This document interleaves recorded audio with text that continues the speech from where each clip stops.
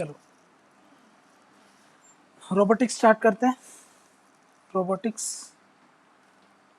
क्या है? रोबोटिक्स ठीक समझेंगे इसका। इसी में अपन रोबोट्स क्या कहलाते हैं, क्या होता है इसका मतलब, इसका एप्लीकेशन कहाँ है। तो वही अप्रोच क्या होगा अपना, यही अप्रोच लेके चलना है।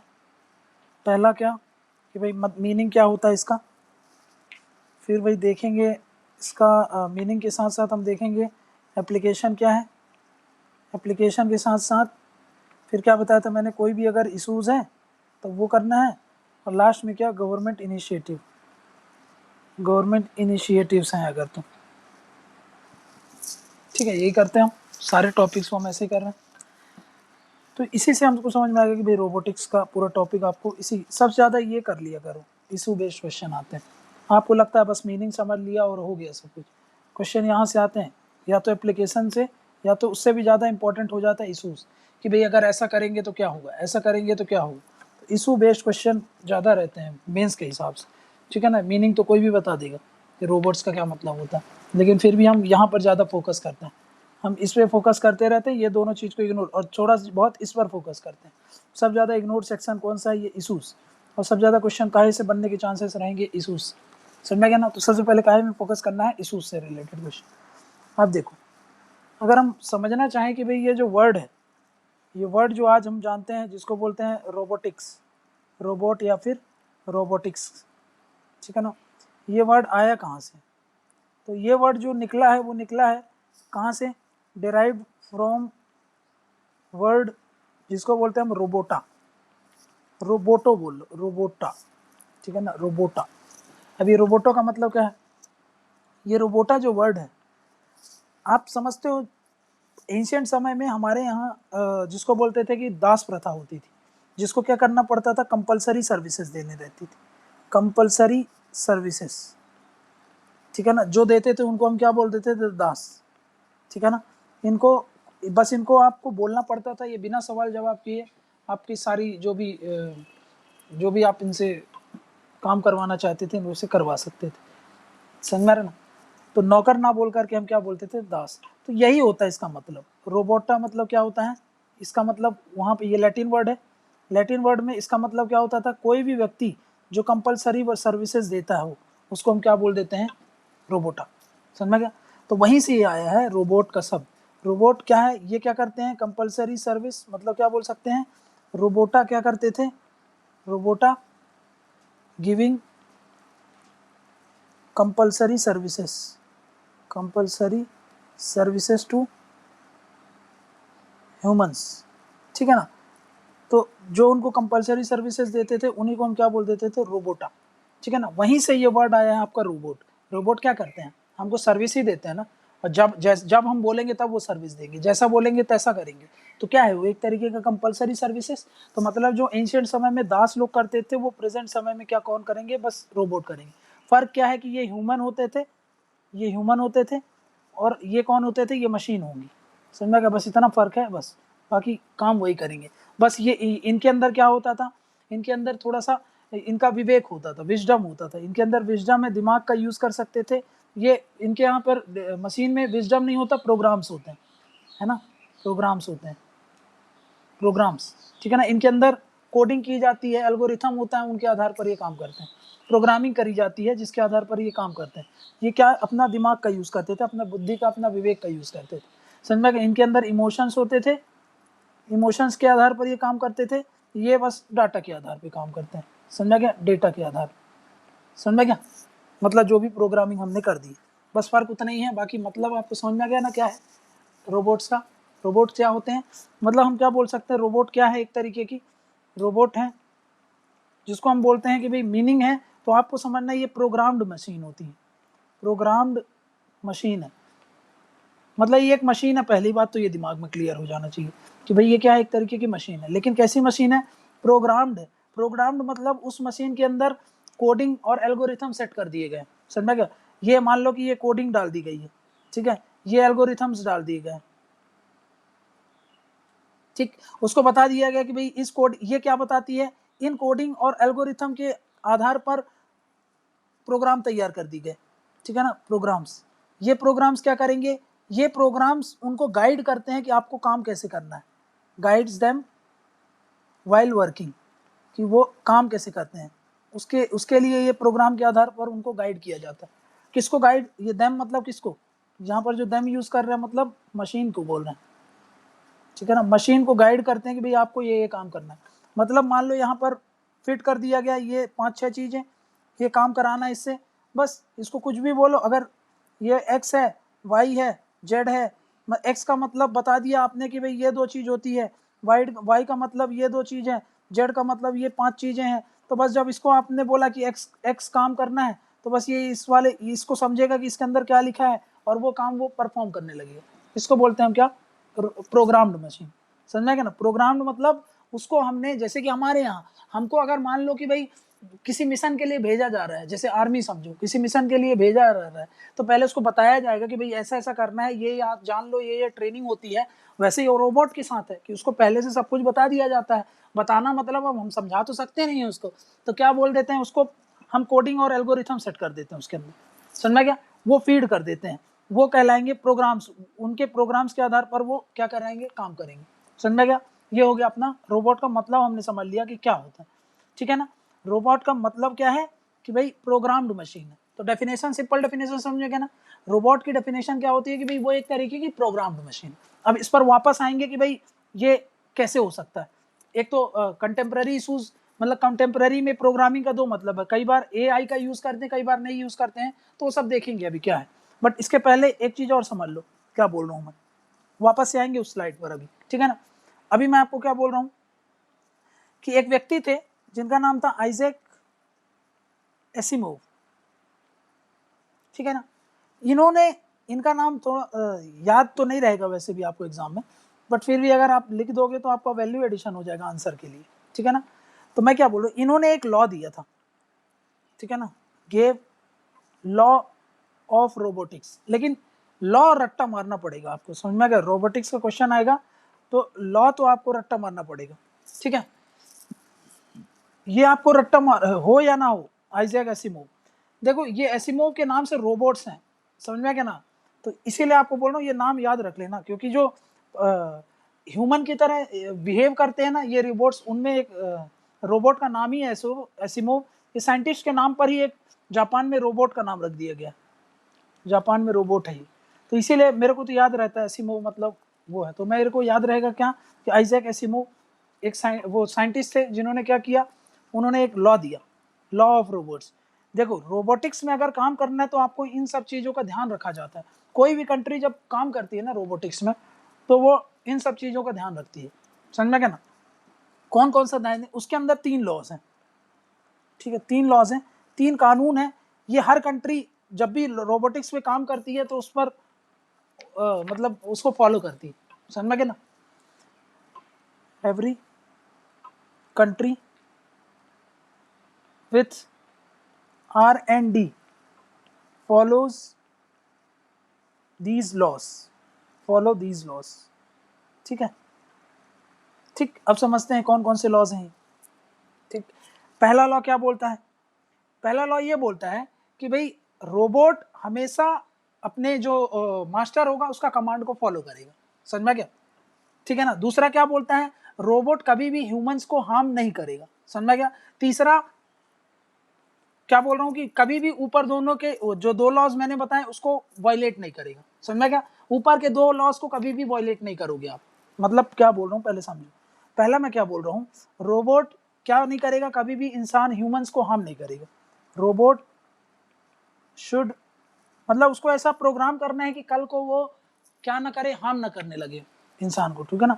Should not harm human beings, ठीक। सेकेंड वाला क्या बोल रहा हूं मैं, रोबोट हमेशा अपने मास्टर का कमांड को ओबे करेगा, समझ में क्या। दूसरा लॉ क्या बोलता है, robot should always obey the command of its master.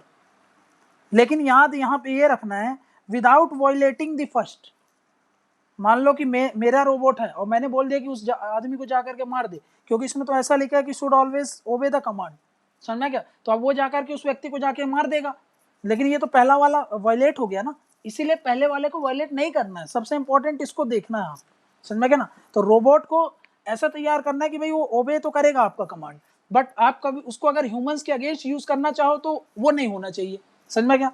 तो ऐसा रोबोटिक्स हमको तैयार करना है, समझ में क्या ना? नहीं तो फिर हर कंट्री ऐसे ही यूज करने लगेगी, ठीक है ना, विदाउट वायलेटिंग द फर्स्ट। ये सब थ्योरेटिकली है, पहले बता दे रहा हूँ, ठीक है ना, ये सब थ्योरेटिकली है, प्रैक्टिकली तो आपको पता ही है कि भाई ये सब हर कंट्री लगी हुई है रेस में, समझ में क्या? कि भाई कल के फ्यूचर में जो लड़ाइयाँ वो रोबोट्स के बीच में हो, ह्यूमंस का लॉसेस ही ना हो, समझ में क्या? ये दूसरा पॉइंट हो गया।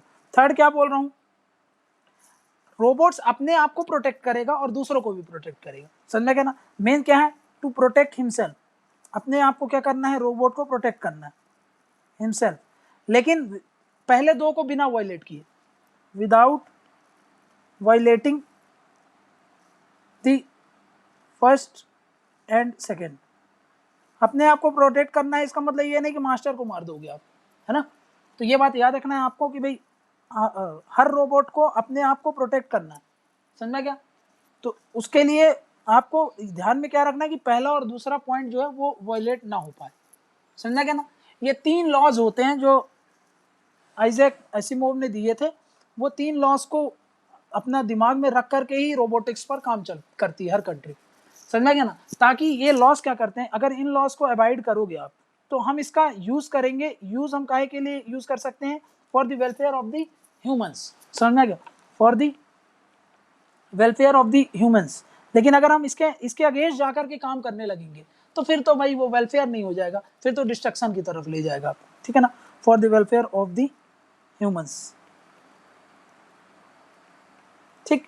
ये 3 लॉ है, थोड़ा सा दिमाग में रखना अपने, 3 लॉ, इसी पर रोबोटिक्स काम करता है, समझा क्या? क्लियर है ये बात? अब आते हैं नेक्स्ट।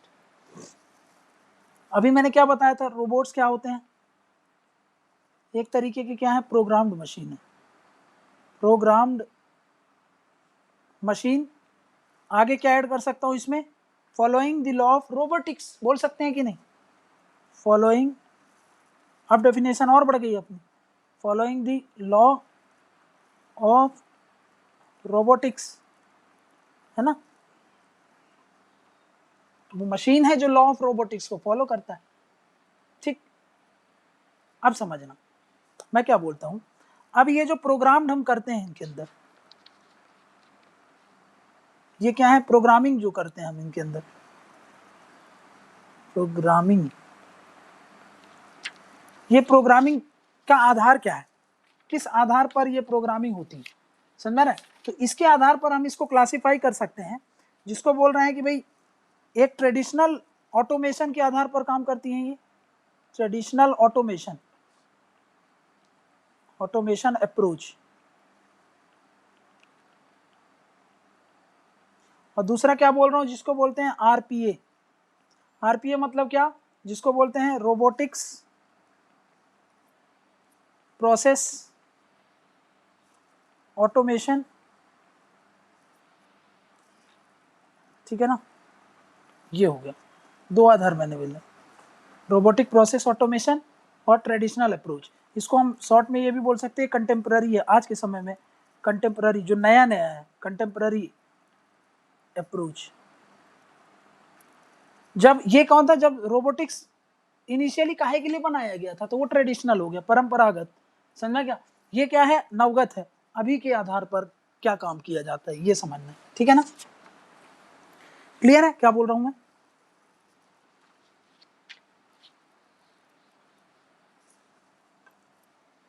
ठीक है ना? 2 अप्रोच आपको समझना है कि 2 अप्रोच का क्या मतलब है, ये मैं आपको बता दे रहा हूं, ठीक।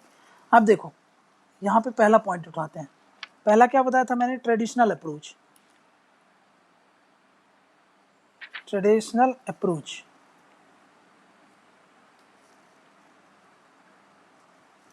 इसमें जो प्रोग्राम्ड मशीन है वो अपने काम को परफॉर्म करती है, वो क्या करेगी, अपने एग्जीक्यूट करेगी, एग्जीक्यूट मतलब उसको वास्तविक रूप में कार्य को इम्प्लीमेंट करना, समझ में क्या ना, एग्जीक्यूट द वर्क, एग्जीक्यूट करेगी वो वर्क को, समझ में क्या। लेकिन ये कैसा करेगी, ज़्यादा समय को, जैसे कि मान लो सिचुएशन चेंज हो रही है ना, तो आपको उस हिसाब से एडजस्ट होकर के काम करना चाहिए।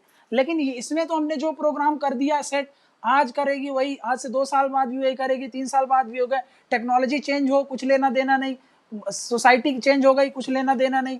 मतलब ये क्या है, एक तरीके के स्टैटिक वे में काम करती है, समझा क्या ना। स्टैटिक वे मतलब जो भी चेंजिंग एनवायरनमेंट अगर चेंज हो रहा है तो ये उसको बिना रिस्पॉन्ड किए अपना काम करती है, समझा क्या ना। तो ये कैसे करती है, works in a static way, static way, समझा क्या।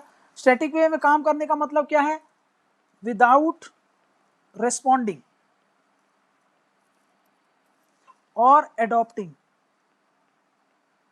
एडॉप्टिंग भी और एडाप्टिंग भी टू द चेंजिंग एनवायरनमेंट, समझा क्या। समय चेंज हो गया, टेक्नोलॉजी आ गई, नई नई टेक्नोलॉजी, लेकिन पुराने जो ट्रेडिशनल अप्रोच में मशीन तो वैसे ही काम करेगी ना, जो प्रोग्रामिंग आपने उसके अंदर एक बार कर दी वैसे ही काम करने लगी, समझा क्या। तो उसको क्या बोल देंगे हम, वो हो गई आपकी ट्रेडिशनल अप्रोच वाली मशीन, समझा क्या। नेक्स्ट देखते हैं कंटेम्प्ररी वाली मशीन, आजकल की जो मॉडर्न नवगत मशीनें होती हैं वो कैसे काम करती हैं, जिसको बोलते हैं आरपीए, ठीक है ना। आरपीए मतलब क्या बताया था मैंने अभी, रोबोटिक प्रोसेस ऑटोमेशन। अब नाम लिख दिया गया ऑटोमेशन, मतलब आपको क्या ध्यान में रखना है, ये कैसी होती हैं, ये एडाप्टिव होती हैं। एडाप्टिव मतलब क्या होता है, एडाप्टिव मतलब होता है कि भाई समय के साथ साथ अपने आप को चेंज कर लेना, समझना क्या ना, ठीक है ना। तो ये एडाप्टिव हो गई, ठीक। नेक्स्ट एडाप्टिव काहे में, टू चेंजिंग एनवायरनमेंट, समय चेंज हो रहा है, माहौल चेंज हो रहा है, उसके अनुसार ये अपने आप को चेंज करती रहती हैं, समझा क्या। इसीलिए इनकी एफिशिएंसी कैसी होती है, ज़्यादा होती है इन मशीन्स की, समझा क्या। इनके कारण क्या होता है, प्रोडक्टिविटी चेंज होती है, और ये सेफ भी होते हैं काम करने के लिए, सेफ टू वर्क, समझ में क्या, क्लियर। तो मैं ये बोल सकता हूँ ये डायनामिक होता है, वो स्टैटिक था तो ये डायनामिक है ना, they are dynamic, they are dynamic. Dynamic क्यों, क्योंकि भाई ये क्या करते हैं, अब समय के साथ साथ को एडजस्ट कर लेते हैं, समझ में क्या, adjust, adopts to the changing environment, समझ में क्या। जो भी समय जैसा जैसा चेंज हो रहा है उसके हिसाब से ये अपने आप को क्या कर ले रहे हैं, एडजस्ट कर ले रहे हैं और अडॉप्ट कर लेते हैं। ये ऐसा क्यों कर सकते हैं, ये डायनामिक क्यों होते हैं, मतलब ये अडॉप्टिव क्यों होते हैं, क्योंकि नई नई टेक्नोलॉजी इनमें एसिमिलेट की जाती है। जैसे कि न्यू टेक्नोलॉजीज कौन कौन सी, जैसे कि अभी हमने पढ़ा था, लाइक आर्टिफिशियल इंटेलिजेंस, समझा क्या, मशीन लर्निंग, ठीक है ना। जिसमें अभी एक चीज़ और पढ़ा था, डीप लर्निंग, डीप साइंस, है ना, डीप साइंस, उसके अंदर डीप लर्निंग। डीप लर्निंग पता है ना क्या होता है, जो ह्यूमन ब्रेन की तरह एक्ट करने का काम करता है, उसको क्या बोल देते हैं, डीप लर्निंग, समझ में क्या ना। इन सिस्टम पर बेस्ड होता है ये, समझ में गई, ये सब को ये क्या करता है, अडॉप्ट करता है, ये इन सारी सिस्टम पर काम करता है, इसीलिए डायनामिक होता है।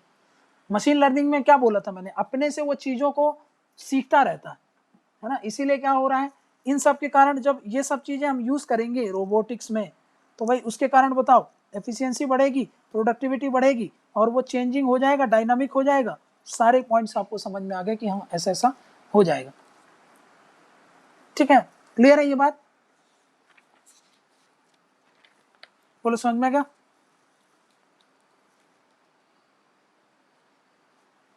ठीक है, आप देखो जो ट्रेडिशनल वाले थे, ट्रेडिशनल वाले काहे पर बेस रहते थे, ट्रेडिशनल ये डिपेंडेंट रहते थे, ट्रेडिशनल वाले में 3 एरिया के साइंस एंड टेक को ये मेन फोकस में लेते थे, समझा क्या ना।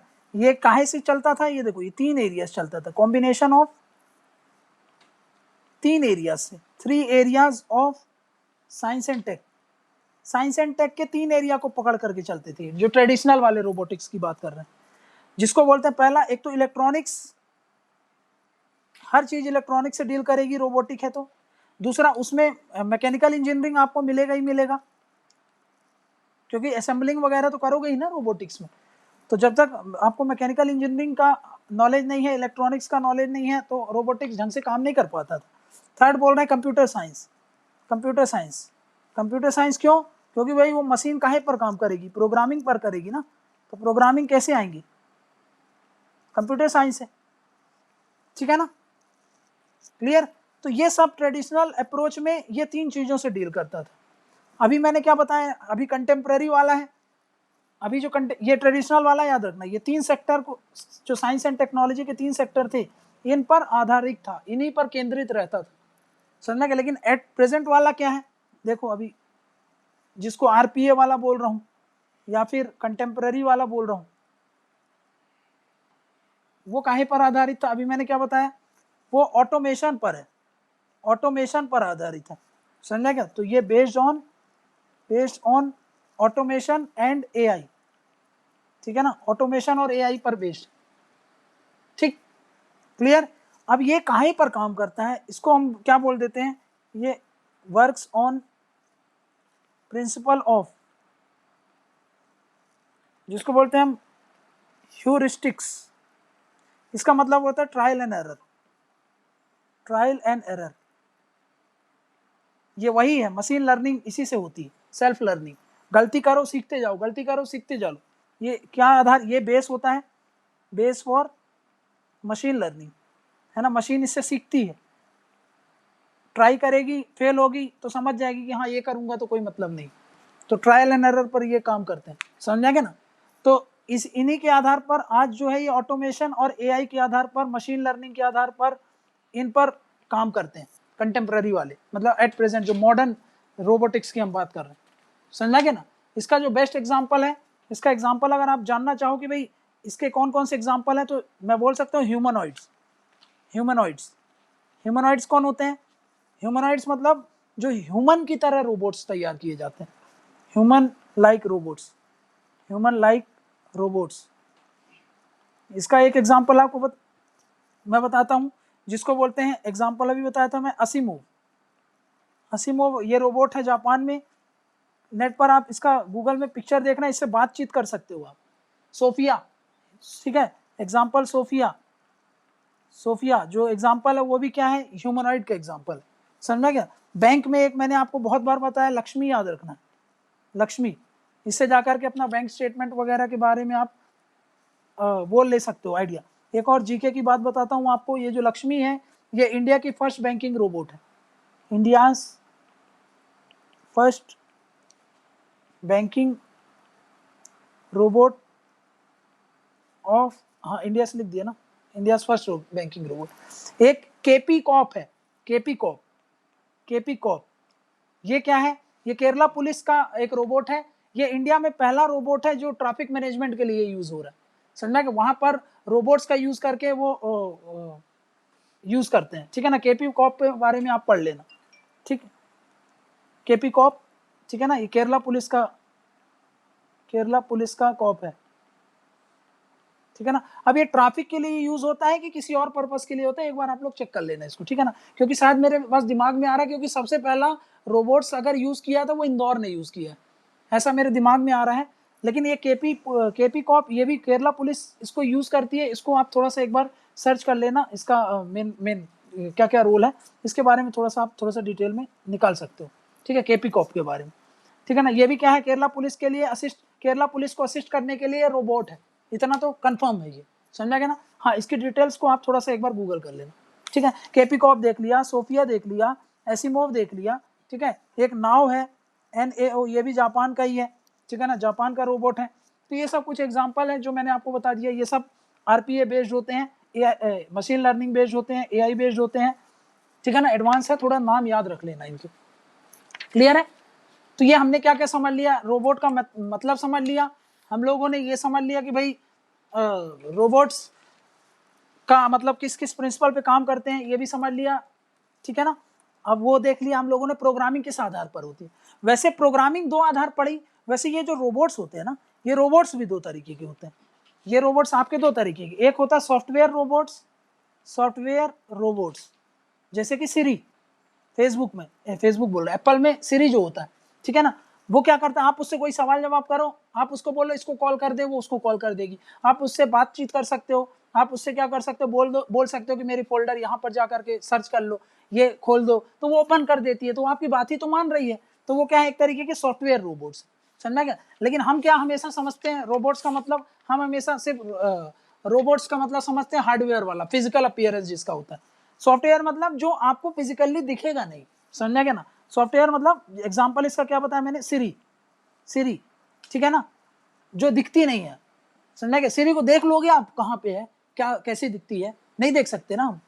तो वैसे सॉफ्टवेयर रोबोट्स होते हैं और हार्डवेयर रोबोट्स होते हैं, ठीक है ना। तो आप हम क्या समझते हैं, सिर्फ हार्डवेयर रोबोट्स, ठीक है ना। तो ये बात थोड़ा सा याद रखना, सॉफ्टवेयर हार्डवेयर दो तरीके के रोबोट्स होते हैं।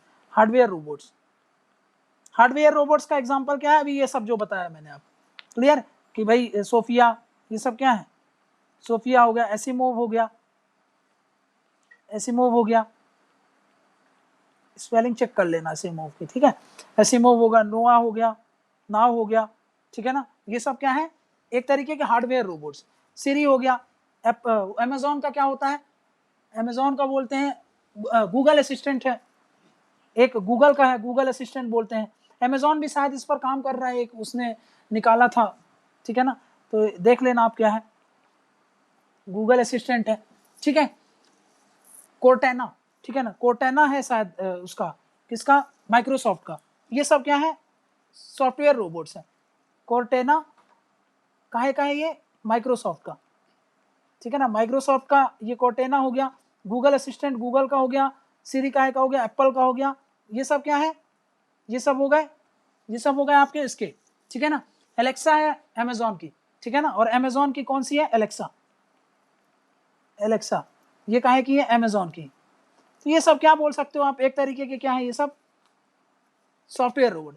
अब हार्डवेयर में जैसे कि आपको इंडिया का ज्यादा एग्जांपल लिखना है, तो आपने क्या लिख दिया इसमें, एक लक्ष्मी लिख दिया, केपी कॉप लिख दिया, ठीक है। और सबसे इंपॉर्टेंट ये मत भूल जाना, इसको जरूर मेंशन कर देना, प्रज्ञान रोवर जो है ना, रोवर जो प्रज्ञान रोवर है, प्रज्ञान रोवर है, वो रोवर क्या होता है, मान लो कि भाई मून में एक 4-6 पहिए की गाड़ी होती है, देखो ये है रोवर, किसको बोलते हैं समझो, ये गाड़ी होगी, समझा क्या, कैसे भी हो सकती है, ठीक है, ऐसे बना दूं नहीं तो कार ही समझोगे आप। मान लेते हैं ये गाड़ी है, समझा कि ये इसके व्हील्स हैं, ठीक है। अब ये मशीन है, ये पूरे वहां पे मून पर घूमेगी, किसी भी मून पे भेज सकते हो, मतलब आर्टिफिशियल सैटेलाइट पे भी भेज सकते हो आप, नेचुरल सैटेलाइट पर भी भेज सकते हो आप, किसी प्लैनेट्स में भी भेज सकते हो आप। वहां पर जाकर के उसको स्टडी करती है, डेटा गैदर करती है, एनालाइज करती है, और यहाँ पर हमारे जो भी स्टेशन होते हैं वहां पर सेंड करती है। तो भाई अब मान लो ये चल रही है, अचानक से गड्ढा आ गया तो गड्ढे में नहीं गिर जाएगी फिर। तो इसको ऐसा हम तैयार करते हैं कि भाई ये पूरा बैरियर्स वगैरह समझ सके, ये गड्ढा है, ये हीट है, ये कोल्ड जगह है, ये सब कैसे वो समझेगी जाकर के, मशीन है। हमको कैसे पता चलता है कि यहाँ पर गड्ढा है, हमको कैसे पता चलता है कि वहां पर मिथेन की नदी है, हमको कैसे पता चलेगा कि भाई वहां पर आग है, वहां पर फायर है, वहां पर ये केमिकल है, वो है। ये मशीन को ऐसा तैयार करते हैं, उसी को बोलते हैं हम रोवर होते हैं, ये रोवर जो वहां घूम घूम करके डाटा गैदर करते हैं।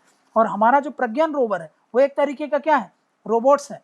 ये क्या हो गए, रोबोट्स हो गए, हमको सिग्नल देते हैं, हमारे कमांड पर काम कर रहे हैं, ठीक है ना, प्रज्ञान रोवर। लेकिन ये एआई बेस्ड है, ये सब काहे पे बेस्ड होते हैं, एआई बेस्ड, मतलब इनको इतना तैयार किया जाता है कि ये सब कुछ अपने से सीख सकें। जैसे कि अब वहां पर इसको बता दिया गया कि भाई अगर गिट्टी है, पत्थर है, तो वहां से आपको अलग साइड होना है, नहीं तो आपसे टकराएगा तो आपको आप पलट सकते हो। तो ये सब उसको सिखाया जाता है ना, और वो धीरे धीरे उसको यहाँ पर ही सिखाया जाता है। कैसे सिखाया जाता है कि उसको ऐसा मॉडल तैयार कर दिया गया, उसको वहां पर बार बार चलाया गया, वो बार बार पलट जा रही थी, तो समझ गई कि हाँ भाई अगर बैरियर होता है तो मैं पलट जाऊंगी, तो मेरे को इस बैरियर से होकर के नहीं गुजरना है, तो मैं साइड से निकल जाऊं। ये सब क्या होता है, मशीन लर्निंग, समझ में गया। तो ये सब मशीन लर्निंग के आधार पर ही हो रहा है सब कुछ, समझ में गया ना। तो ये हार्डवेयर और सॉफ्टवेयर रोबोट थोड़ा सा दिमाग में रखना, क्लियर है ये बात।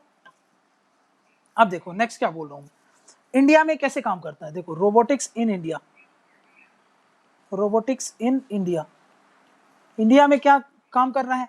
तो मैंने आपको बताया, पहला समझना है, 3-4 स्तर पर देखेंगे कि भाई जो रिसर्च एंड डेवलपमेंट करती है इंस्टीट्यूट्स एंड ऑर्गेनाइजेशन, जो बड़े बड़े सरकारी ऑर्गेनाइजेशन है जैसे डीआरडीओ, इसरो, ये लोग कुछ काम करते हैं क्या? हाँ, ये लोग काम कर रहे हैं रोबोटिक्स में, ठीक है ना। तो देखो जैसे रिसर्च, इसरो की बात करूं मैं, अभी इसरो काम कर रहा है। अभी मैंने बताया ना कि भाई इसरो क्या काम करता है, रोवर्स बनाता है एआई बेस्ड, समझा क्या। ये वर्किंग फॉर 2-4 एग्जांपल पता होने चाहिए ताकि आप लिख सको। रोवर्स के लिए काम कर रहा है, तो इसमें हमने एग्जांपल बता दिया, क्या एग्जांपल जिसको मैं बोल रहा हूं, क्या वो प्रज्ञान, ठीक। नेक्स्ट, अभी आपने ये सुना होगा व्योम मित्र। ये व्योम मित्र क्या है? जब देखो, जब इसको इसलिए तैयार किया गया कि ये एक रोबोट है, ये रोबोट है, और जब यहाँ पे मान लो इंसान, हमारा अभी स्पेस मिशन लॉन्च होने वाला है ना भाई, जिसको हम गगनयान मिशन बोल रहे हैं, उसके लिए जब हम हमारे यहाँ ये व्योनॉट्स जाएंगे, व्योनॉट्स किसको बोलते हैं? व्योमनॉट्स बोल सकते हो, व्योमनॉट्स, जैसे वो लोग एस्ट्रोनॉट्स बोलते हैं ना, है ना, और वो लोग कॉस्मोनॉट्स बोलते हैं, वैसे व्योमनॉट्स इंडिया के लिए बोला जाएगा, ठीक है ना। उसके लिए हम लोग, व्योम मतलब क्या होता है भाई, आसमान से रिलेटेड है वो, ठीक है ना। तो वहां से हमने ये वर्ड उठाया है। तो इनको असिस्ट करने के लिए, इनकी मदद करने के लिए, टाइम टू टाइम इनको असिस्ट करने के लिए, ये जो एआई बेस्ड रोबोट है, इसको भी तैयार किया जा रहा है, उसको क्या बोलते हैं? व्योम मित्र। थोड़ा सा ये सब इंडिया वाले एग्जांपल याद रखना भाई। रोवर का नाम क्या है? प्रज्ञान नाम है। व्योम मित्र क्या है? ये एआई बेस्ड रोबोट है जो कि असिस्ट करेगा किसको? जो भी मैंने बताया, व्योनॉट्स, मतलब किसको? जो हमारे हमारा जो भी मैंड मिशंस होते हैं ना, उनको असिस्ट करने के लिए क्या है, ये एआई बेस्ड रोबोट तैयार किया जा रहा है। क्लियर है? नेक्स्ट आपको मैं बताता हूं, इसरो का बता दिया मैंने आपको, व्योम मित्र बता दिया, ठीक है ना। व्योम मित्र, और एक और याद रखो, डीआरडीओ भी काम कर रहा है। उसका एग्जांपल आपको बता देता हूं, दक्ष, ये भी डीआरडीओ ने इसको तैयार किया है भाई। बहुत सारे चीजों को क्या होता है ना कि भाई, अब जैसे मैं एक एग्जांपल देता हूं, एक इसका समझ लो पहले बार्क का, तो समझ जाओगे बार्क क्या है। जैसे कि बार्क ने एक ये बनाया है, ROHYTAM, रोहितम, ठीक है ना। ये एक रोबोट है। इसका काम, इसका फुल फॉर्म देख लो क्या है, रिमोटली ऑपरेटेड। ये सब याद तो नहीं रहेगा, फिर भी मेरा काम है बताना, तो मैं आपको बता देता हूं। हाइड्रोलिक ट्रॉली मैनिपुलेटर, ठीक। अब ये क्या काम करता है? जैसे कि ये बना दिया गया, अब सोचो ये न्यूक्लियर का काम चल रहा है, तो भाई यहां पर आसपास रेडिएशंस होंगे ना न्यूक्लियर इंस्टॉलेशन के आसपास। प्लस जब इसका वेस्ट मैनेजमेंट हम करेंगे, ठीक है, जो भी इसका कचरा प्रबंधन होगा न्यूक्लियर वाले का, अभी मैंने आपको क्या बताया था भाई, न्यूक्लियर पॉल्यूशन होता है, इसके आसपास जाओगे तो ह्यूमन नष्ट हो जाएंगे, कैंसर हो जाएगा उनको। तो ये सब काम इंसान ना देखे, कौन देख ले? मशीन देख ले, मशीन को थोड़ी कैंसर होगा। तो उसके लिए क्या बनाया गया? ये रोहितम, समझा गया ना? क्या है मतलब, काहे के लिए? Waste management. कौन सा? न्यूक्लियर वेस्ट मैनेजमेंट के लिए बनाया गया है। नेक्स्ट क्या बोला मैंने? न्यूक्लियर वेस्ट मैनेजमेंट के लिए बनाया गया। प्लस कभी मान लो इमरजेंसी अगर आ गई है ना, ब्लास्ट वगैरह हो गया, तो ये इंसान हैंडल कर पाएगा क्या इसको? नहीं, ये मशीन हैंडल कर पाएंगी, समझा क्या? क्योंकि वो उससे अफेक्ट नहीं होंगी। तो इसीलिए हैंडलिंग इमरजेंसीज, ठीक। नेक्स्ट क्या बताऊं? दक्ष, ये जो दक्ष बता रहा था मैं, जैसे ये इमरजेंसी में इसको हैंडल करता है, वैसे डीआरडीओ में मान लो कहीं पे बॉम्ब डिफ्यूज करना है, समझा गया ना? तो भाई इंसान जाएगा तो मरमुरा नहीं जाएगा। तो उस कारण में ऐसे कुछ रोबोट्स तैयार कर रहा है डीआरडीओ, जैसे कि एक एग्जांपल मैंने आपको बता दिया, दक्ष, समझा गया ना? तो ये सब काहे के एग्जांपल है? दक्ष काहे का एग्जांपल है, अभी बता दिया मैंने आपको कि भाई दक्ष का थोड़ा सा नाम ये है, याद रखना। ये क्या कर सकता है? कैन डिफ्यूज, जैसे कि एक्सप्लोजिव्स एंड बॉम्ब्स, है ना, एक्सप्लोजिव्स एंड बॉम्ब्स, इनको डिफ्यूज कर सकता है, समझ में गया? तो इससे हम क्या लाइफ्स बचा सकते हैं सोल्जर की, कि नहीं बचा सकते? समझ में आ रहा ना? प्लस अभी मैंने आपको बताया था कि भाई इसके अलावा देखो, अभी मैं आपको बताता हूं एक और। नेक्स्ट देखो क्या बता रहा था मैं कि भाई डीआरडीओ, ये सब डीआरडीओ वगैरह काम कर रही है। उसी में एक चीज और बता दूं मैं, डीआरडीओ, अभी एक चीज का बताया मैंने आपको, दक्ष। डीआरडीओ एक चीज और बनाई है, जो एक तरीके का यूएवी है। यूएवी मतलब अनमैन्ड एरियल व्हीकल, इसको कोई आदमी बैठ करके नहीं चलाता है, ये मशीन प्रोग्राम मतलब रिमोटली कंट्रोल किया जाता है इसको। ये जिसको बोलते हैं नेत्र, नेत्र ये क्या है, ये इसको बोला जाता है eye in the sky, eye in the sky. इसकी मदद से क्या करता है कि भाई ये काहे के लिए यूज किया जाता है, अर्ली वार्निंग डिटेक्शन के लिए, अर्ली वार्निंग सर्विलांस, जांच वगैरह के लिए। मान लो यहाँ पर नेत्र है तो इसके रेडार में यहाँ तक जमीन में क्या क्या हो रहा है, आसमान में क्या क्या हो रहा है, कौन सी मिसाइल आ रही है, क्या किस पर गतिविधि रखना है, कौन से एरिया को जाकर के आपको सर्विलांस करना है, ये सब काम किसका है, नेत्र का। इसीलिए इसको बोलते हैं स्काई में आंख है, ये आई इन द स्काई। समझना क्या, ये भी क्या है, एक तरीके रोबोट ही है। डीआरडीओ काम कर रहा है तो हम बोल सकते हैं कि हाँ डीआरडीओ भी काम कर रहा है। इसरो का समझ लिया, रोवर्स प्रज्ञान समझ लिया, ठीक है ना। डीआरडीओ का रोल भी है व्योम मित्र में, ठीक है ना। व्योम मित्र में आप देख लेना कौन कौन उसको मिल करके बना रहे हैं व्योम मित्र को, ठीक है ना। आप उसको नीचे एक बार गूगल करके देख सकते हो व्योम मित्र कौन कौन मिल करके बना रहे हैं, ठीक है ना। अब बार्क का मैंने आपको बता दिया, रोहितम है। ऐसे करके आप नेक्स्ट क्या बता सकते हो, बहुत सारे पीएसयूज हैं, बहुत सारे पीएसयूज काम कर रहे हैं इस पर, जैसे कि एचएमटी काम कर रहा है। अभी इनका कुछ फाइनलाइज नहीं हुआ, इसलिए मैंने बोल रहा कि सिर्फ ये रिसर्च एंड डेवलपमेंट कर रहे हैं, समझा क्या। भारत इलेक्ट्रॉनिक्स लिमिटेड, बेल भी काम कर रहा है इस पर, ठीक है ना। ये सब पर they are working in R&D in robotics पर काम कर रहे हैं, ठीक है ना। ठीक, तो ये पीएसयूज भी काम कर रहे हैं, ठीक। नेक्स्ट क्या बोल रहा हूं मैं, नेक्स्ट थर्ड वाला देख लो। कुछ एकेडमिक्स काम कर रहे हैं।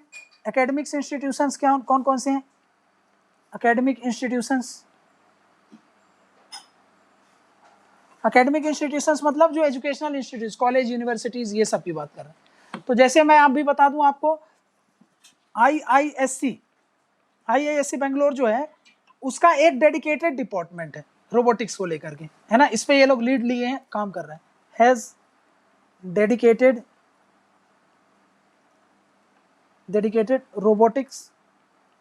रोबोटिक डिपार्टमेंट, ठीक है ना।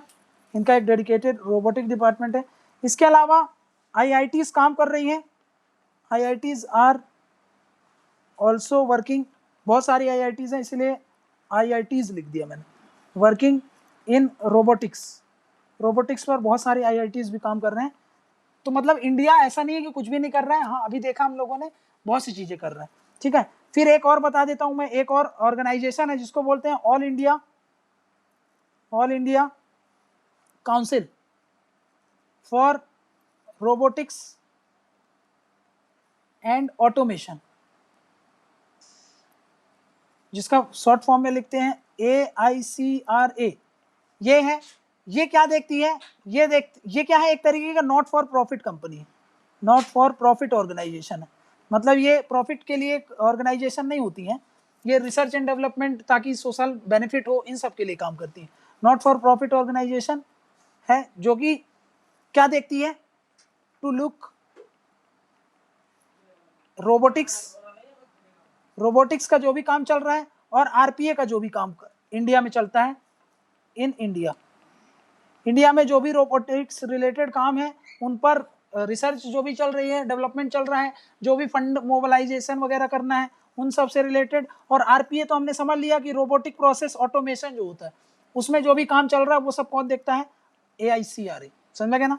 ये नॉट फॉर प्रॉफिट ऑर्गेनाइजेशन है, तो ये बात याद रखना। मतलब ये कोई ऐसे ऑर्गेनाइजेशन है, समझो एनजीओ टाइप का है, समझना कि इस पर गवर्नमेंट इसको चाहेगी तो कुछ दर्जा दे देगी, नहीं चाहेगी तो ऐसा काम करेगी रही है, ठीक है ना। इसीलिए इसको ये नहीं बोल सकते कौन सी मंत्रालय में आ रहा है, क्या हो रहा है, ये हम बस इतना याद रखें, नॉट फॉर प्रॉफिट ऑर्गेनाइजेशन है।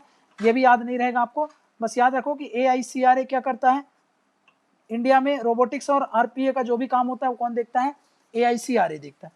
तो इंडिया का जो भी इनिशिएटिव था वो हमने देख लिया, समझा गया ना, इंडिया का जो भी इनिशिएटिव है वो देख लिया।